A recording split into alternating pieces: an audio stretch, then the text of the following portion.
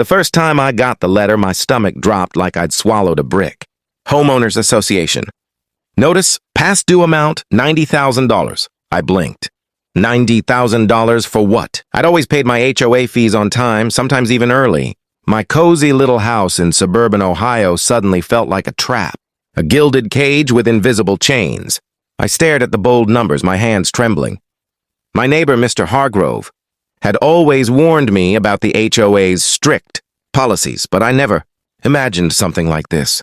My wife, Maria, walked in just as I was dialing the HOA office. "They're joking, right?" she asked, peering over my shoulder. "I wish," I muttered, holding the phone like it was a ticking bomb. The HOA representative, a clipped-voiced woman named Janice, explained calmly, almost too calmly, that I owed back dues, fines, and penalties going back 3 years. "There were notices sent to your mailing address," she said. "Our records show you were aware." I hadn't received a single notice. Over the next week, I pored over every document the HOA had ever sent me, or at least claimed to have sent. My frustration grew alongside a gnawing fear. How could they just demand $90,000 out of nowhere? That's more than my mortgage at one point. My nights were sleepless. Maria tried to calm me down, but I could see the worry in her eyes. "I'm not letting them ruin us," I said one night, pacing the living room. "There's no way I owe that money." "That's a lot of money, John," Maria said softly, touching my arm. "We should get a lawyer." I shook my head. "Lawyer fees on top of that? There has to be another way." That's when I remembered the stack of HOA paperwork I'd stuffed into the attic years ago. I climbed up the ladder, dust choking me as I unearthed the yellowed envelopes, old meeting minutes, and, surprisingly, the original HOA agreement. I skimmed through it, my heart pounding. Then, I saw it. A tiny clause buried deep in legal jargon that no one had ever explained to me. "Any notice of dues shall be considered null and void if not delivered by certified mail to the property owner's primary residence." I froze. Every notice they claimed to have sent had been sent via standard mail, not certified. My hands shook. Could it really be this simple? Could this one little clause void their $90,000 claim? I knew what I had to do. The next step would be risky, facing the HOA in ass court, but for the first time in weeks, I felt a spark of hope. Maybe, just maybe, the nightmare could end, and I could protect my family from financial ruin. Little did I know, walking into that courtroom would open a battle far bigger than a simple show dispute, one that would test my courage, my sanity, and even my trust in my neighbors. The courthouse smelled of polished wood and anxiety. I gripped the strap of my briefcase like a lifeline, Maria's hand warm in mine. I had spent nights preparing, printing copies of the original HOA agreement, the clause that could save us, and a detailed timeline proving I never received any certified notices. When the HOA lawyer entered, I felt a chill. He was tall, sharp-suited, and smiled like he already owned the courtroom. "Mr. Daniels," he said smoothly, "we're here to recover what's owed." I swallowed hard. "I'm here to show that your claim is invalid," I replied, my voice steadier than I felt.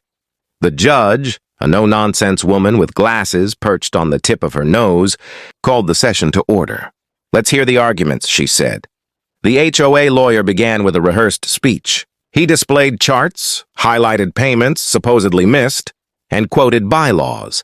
Everything except the clause buried deep in the original agreement.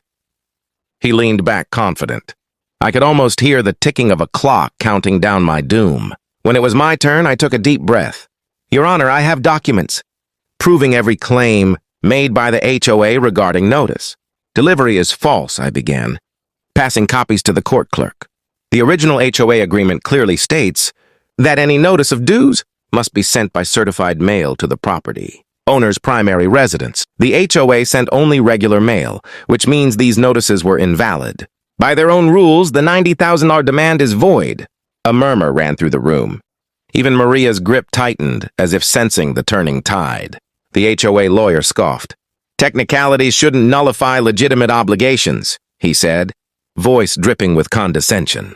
"Mr. Daniels simply didn't pay. He's responsible." I held the gaze of the judge. With all due respect, the obligation only exists under conditions the HOA failed to meet. If the court enforces the claim despite their own rules, It undermines the agreement's legitimacy for every homeowner. There was a tense pause. Then Janice, the HOA representative, fidgeted. She had clearly not expected anyone to read that clause carefully. My heart raced. I could see the doubt forming in the lawyer's eyes, the cracks in the polished facade. Over the next hour, we went back and forth. Evidence, objections, clarifications. The courtroom felt like a battlefield. Every time the HOA lawyer tried to sidestep the clause, I cited it again, line by line. Finally, the judge leaned forward. Mr. Daniels, this clause is clear and unambiguous. Certified notice was not sent. Therefore, the claim for $90,000 in back dues is invalid. Relief hit me like a tidal wave. Maria's eyes shimmered with tears. The HOA lawyer sat frozen, disbelief plastered on his face. I exhaled, a weight lifting from my shoulders I didn't even know I was carrying. Victory tasted sweeter than I had imagined, not just for the money saved, but for standing up against a system designed to intimidate. But as I walked out of that courtroom, something lingered in my mind. This fight was over. But the tension it had revealed between homeowners and HOA boards, greed, mismanagement, and blind power, was far from resolved. And deep down, I knew the real story wasn't just about money.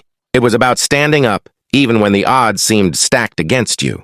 Walking out of the courthouse, the autumn sun felt different, warmer, brighter, almost like it was celebrating with us. Maria squeezed my hand, tears sliding silently down her cheeks. "You did it, John, you really did it," she whispered. I managed a shaky smile. We did it. I couldn't have done this alone. For weeks afterward, neighbors came up to congratulate me. Some shared their own frustrations with the HOA, quietly hinting that this wasn't just about me. The $90,000 threat had exposed a hidden truth. Most homeowners didn't read the fine print, and boards sometimes used intimidation to push their agendas. One afternoon, as I was mowing the lawn, Mr. Hargrove ambled over. "I heard about the court case," he said, leaning on his cane. "I've lived here 20 years and never saw anyone challenge them. You've started something, kid." I laughed nervously. "I didn't do it to make trouble. I just couldn't let them take our house." He nodded slowly, eyes distant. "Some people think rules are just suggestions. You proved them wrong, but it's more than that. You reminded people to read, understand, and protect themselves. Even months later, I still checked the mailbox anxiously. But instead of fear, I felt empowered. I learned that knowledge is power, that a single clause overlooked could be a shield against unfairness. The fear that once paralyzed me had transformed into determination. One evening, Maria and I sat on the porch watching the kids play. I turned to her, voice low. "Do you think people realize how many invisible rules control their lives? How many threats go unquestioned because no one reads the fine print?" She nodded. "They don't. But now you can show them it's possible to fight back. Knowledge is the first step. Courage is the second."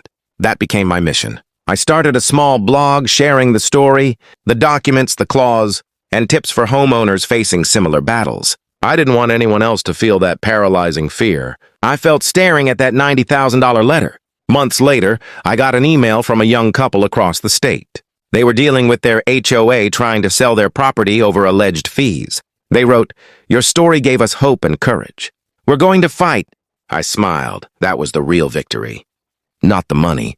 Not the court decision. The victory was giving people the tools and confidence to stand up for themselves. So here's the lesson. Always read the fine print. Don't let fear or intimidation control your life. Speak up, research, and question authority when something feels wrong. And never, ever underestimate the power of one overlooked clause. It could change everything. Because sometimes the rules are written to protect them, but knowing them thoroughly can protect you. Don't wait for a crisis to start paying attention. Read, learn, and fight for what's right before it's too late.